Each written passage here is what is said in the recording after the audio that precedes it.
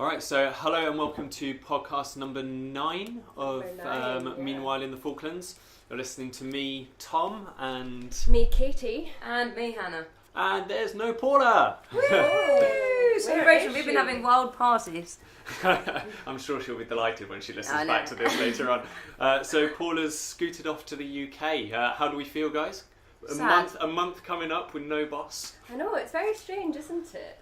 It'll be funny when she's... the first week or so that she's away will be strange, and then the first week when she's back will be strange too. It's like when you went away for a while. It's always... because we're quite a small office, you really notice the gap when one person leaves, I think. I'm just jealous she gets the hot weather. Oh, mate, the hot weather is... especially because it's been so cold here, and it's been all snowy and icy, and it's like 30 degrees in London. And I can't believe how warm it is in the UK at the moment. And like as Hannah said, like it's snowy, but the snow has melted. But that doesn't mean there. You still get the wind chill here. It's always windy, all the time windy here. Whereas back at home, it's all sunny. And I was WhatsApping my mum actually, and she was all in her like string top out in the garden, topping up a tan, and I was thinking, showed her the snow, and she couldn't believe it. Couldn't believe how cold it was here. Yeah, well, we did have quite a lot of snow. Apparently, there's more snow coming next week as well. I heard that as well, actually. Yeah. But I think we should be okay for the weekend. But just because there's no snow, there have been some issues on the roads down here because of the black ice. There's been a couple of car crashes recently on the road up to the Mount Pleasant complex. But we found out last week that they don't grit the MPA road, really, do they? Yeah, it was something like just twice a week, wasn't it? I think it's only on flight days or something like that. Which is when they grit. But obviously, there's lots of people that have to commute up and down there.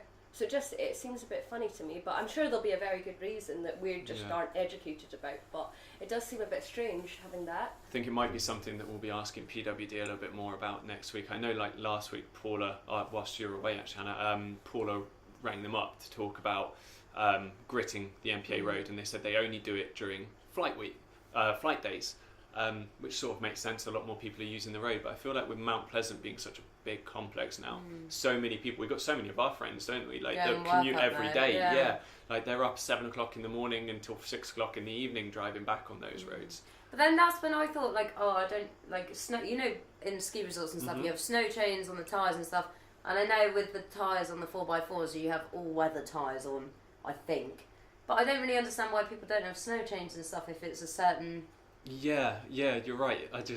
You're right, because having been to the Alps and the Pyrenees as well, it's always snow chains on the I know it's a bit of a faff, but if it keeps you safe, but at the same time, and keeps you grippy, why not? And especially on the state of the roads when there's no snow, we know how bad they are anyway. Like exactly.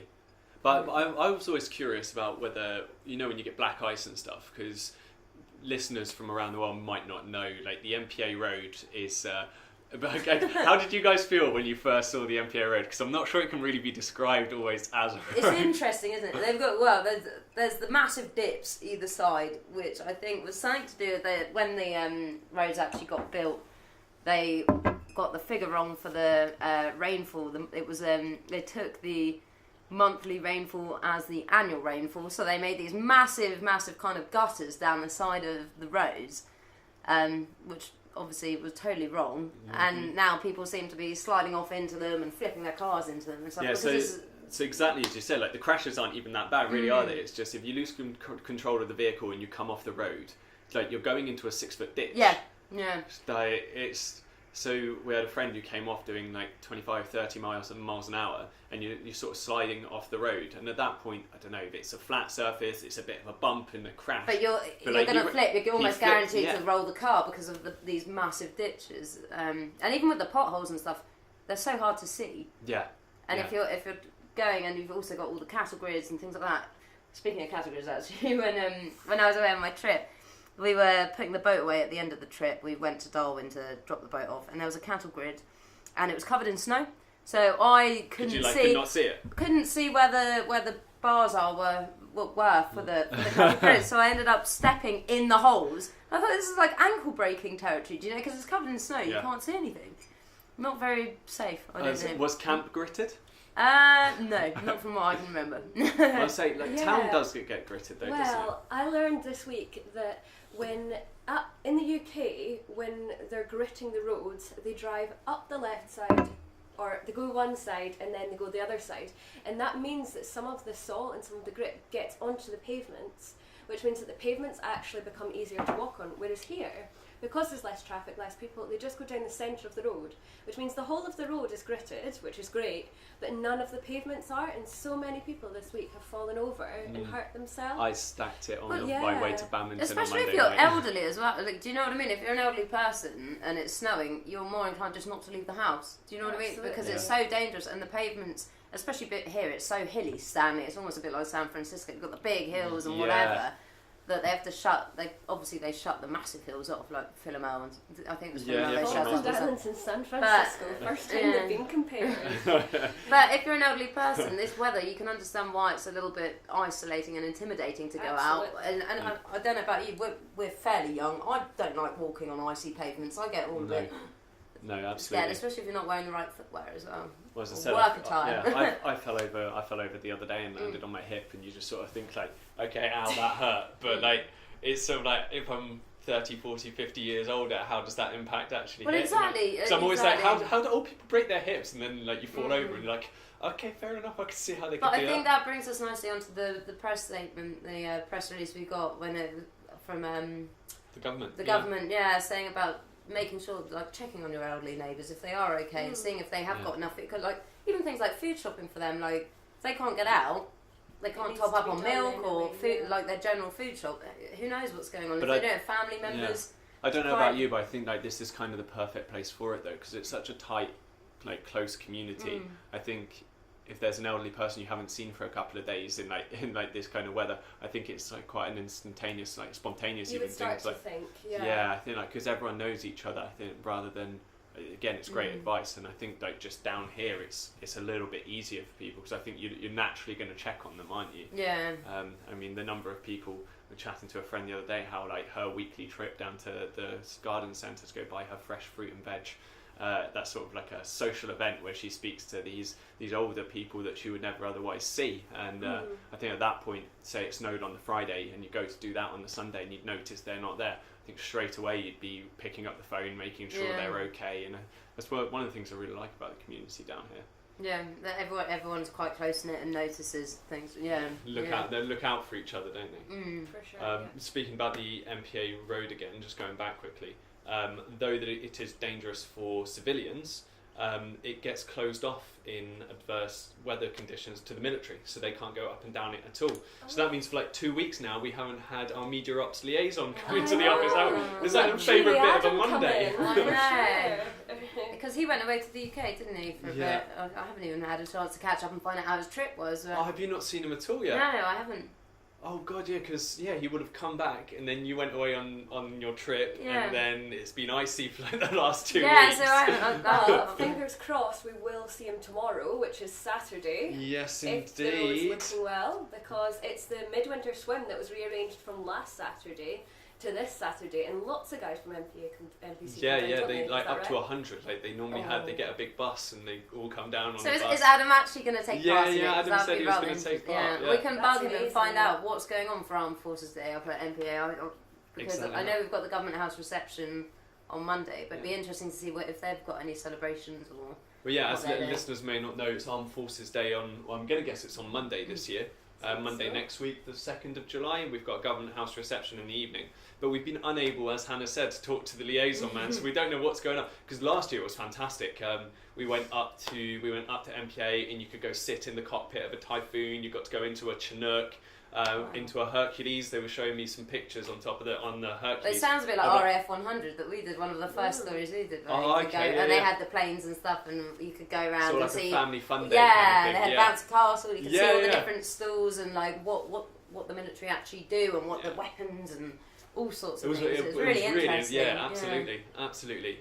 Did you get to on your day? Did you get to go into like the cockpit of one of like the air bridge plane? So like the actual passenger plane that brings us down. Like they went up there and we could go sit in the cockpit, and they used to show us like flight simulations, so you could sit in the cockpit and like sort of like take the wheel, take the wheel of the plane. So you're not going to become a pilot anytime soon? Oh no, it might have been a simulator, but I was terrified. I'll say, well, we've mentioned it a couple of times now, but we might as well move on to the big topic. Hannah's back. Whee!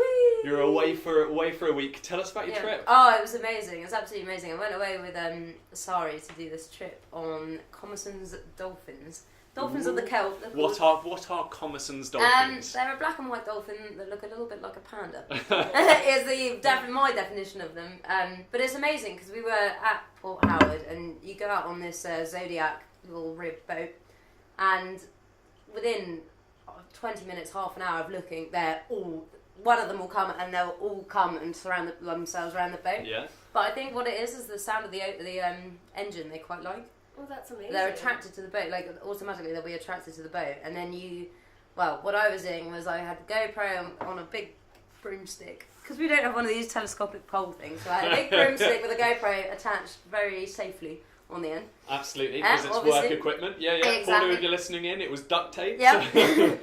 Poked down to the side of the boat, and they love to go along the front of the boat because it's like a bow riding, I think it's called. Yeah, bow riding. So they were all there, so I got loads of nice underwater footage of them, and then I also, because of the space on the boat, it was a bit hard to take the big kind of broadcast camera equipment, so I ended up mojoing it with the gimbal and my iPhone, and actually all of the footage came out really well.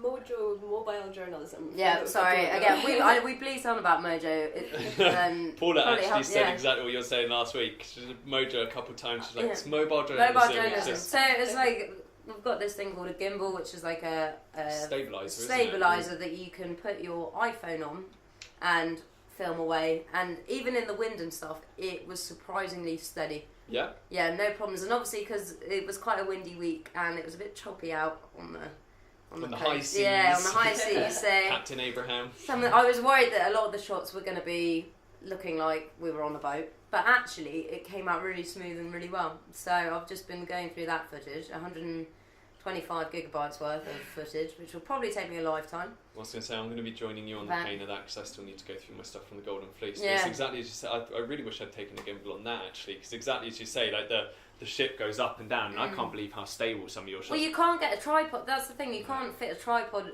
in the small boat. You can't. Even on the Golden Fleece, you could probably have a tripod on, but it's not practical with the wet weather when you've got a boat that's chopping up and down. It's not doable. And I think a lot of these professional documentary filmmakers who go out and do these things probably have the full-on camera gear, whether the camera's strapped to them and the steady cam and whatever.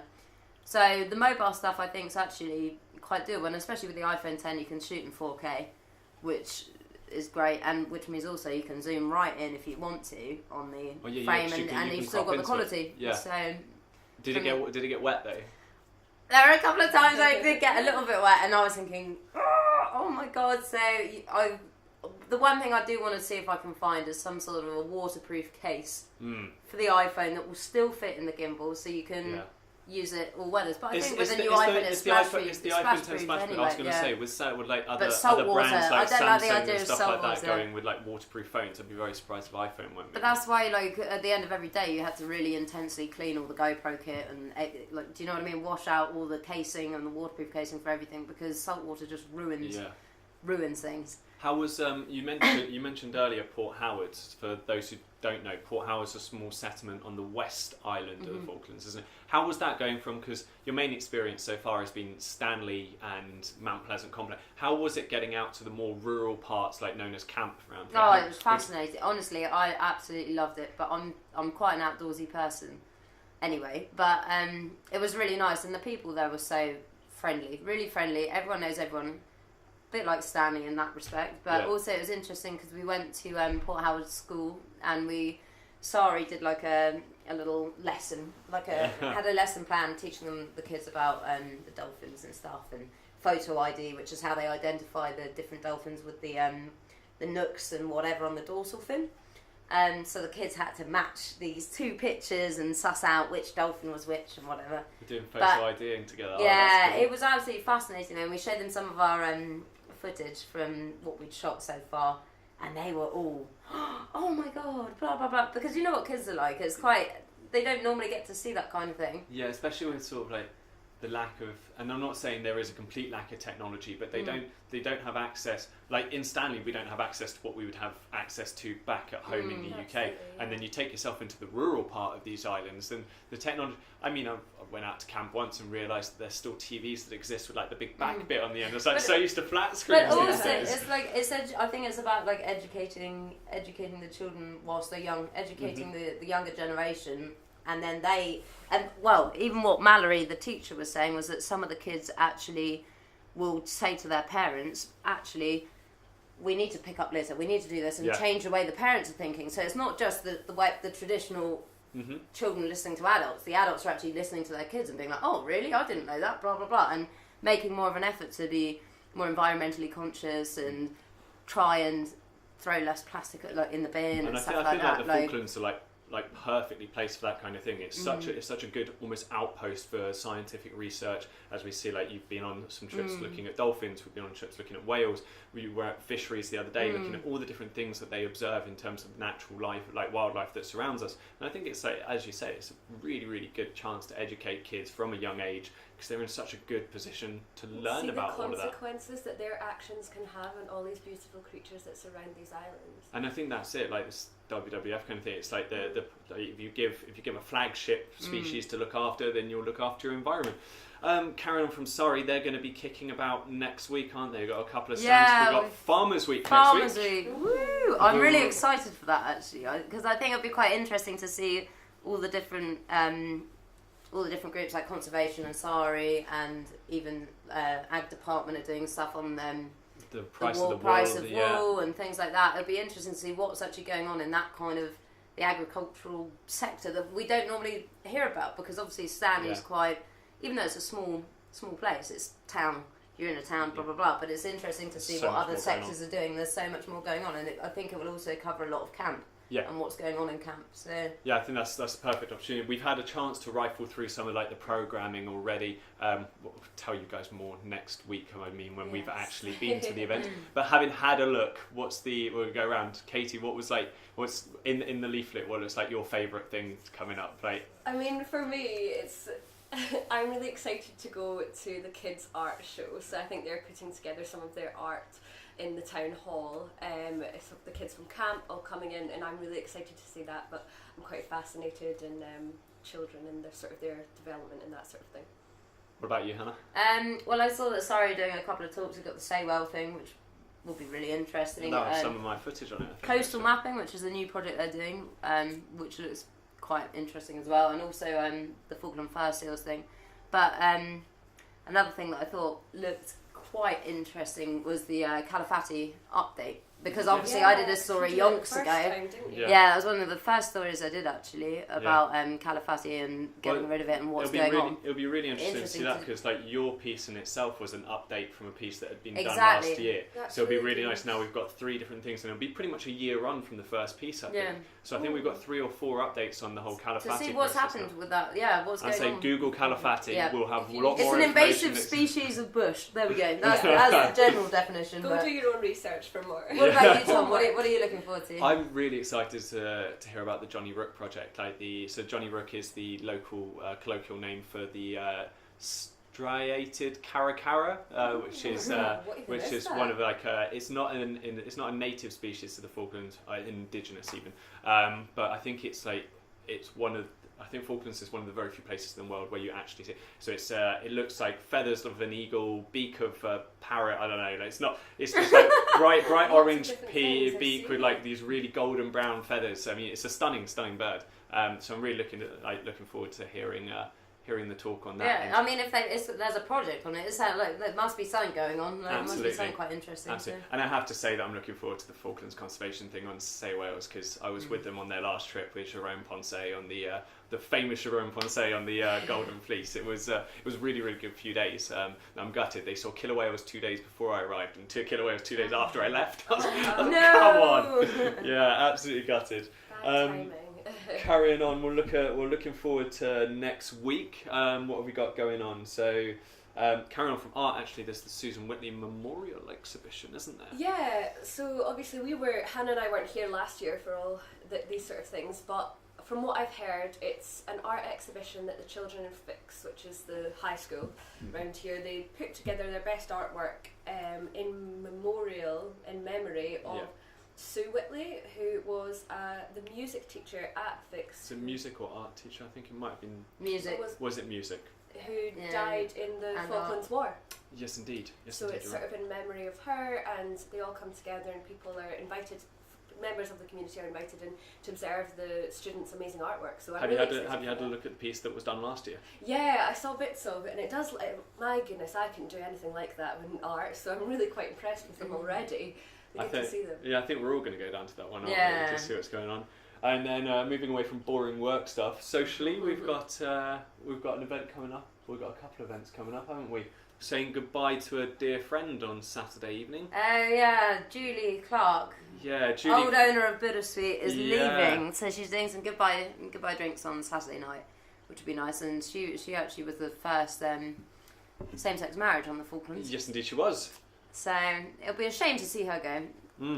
But I wish her all the best in Canada. I think we all do. Yeah, I absolutely. hope she gets on okay. Absolutely. Really, it's amazing that she was the first same-sex marriage here. It was so interesting to actually know who that was when we first came down. Well, speaking of same-sex marriage, there's that case in the UK at the moment about civil partnerships between heterosexual couples, aren't there? But so it's not actually in law in the UK at the moment, is it? I can't remember. Well, I think one heterosexual civil partnership has actually gone through. So I think that's the one that's just gone through the case. Gone through the court, sorry. But then that led to me saying to Paul, tell me all about civil partnership, blah blah blah. And it turns out that the Falklands was one of the first 3 countries to legalise civil partnerships for heterosexual people. Isn't that really interesting? I sent a text message just before the podcast started, just to confirm with my friend who works in the legal department down here. I was like, just confirming that civil partnerships between heterosexual couples exist in the Falklands when it was established. Then he texted me back. I'll just read out the text and it would be our ending quote, because we've not had someone come in today, so I feel like a text message will be our guest this week.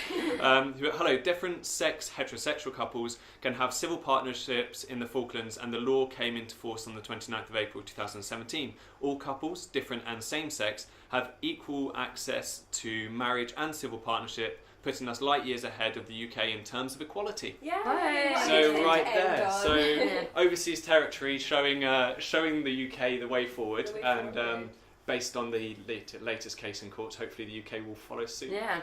Quite soon. So we've got 3 more weeks without Paula. So if you don't hear from us, the FITV station has crumbled. Start but worrying. Fingers crossed it stays up and running. I can just imagine Paula having just settled in on Saturday into the UK, going, oh right, you know what I'll do? I'll listen to the FITV podcast, and now we're just going to put her on edge for the whole time she's away. So worried. But at least she gets a bit of time to write a book and relax and soak up some sun. She'll come back a new woman. Yes. Well, anyway, thank you very much for joining us. Remember, we're still in the beta stage at the moment, aren't we? So yes, we are. Still looking at getting onto iTunes. So thank you very much for listening in. Always comments are always welcome on how we're doing, especially how we're faring without Paula as the ringleader. Let us know what you think. So yeah, I think we're going to sort of take it in turns as the person who is Paula, who is being Paula. We'll take that in turns. And if you'd like to watch any videos to do with what we were chatting about in the podcast, you can subscribe to our channel on our website, fitv.co.uk,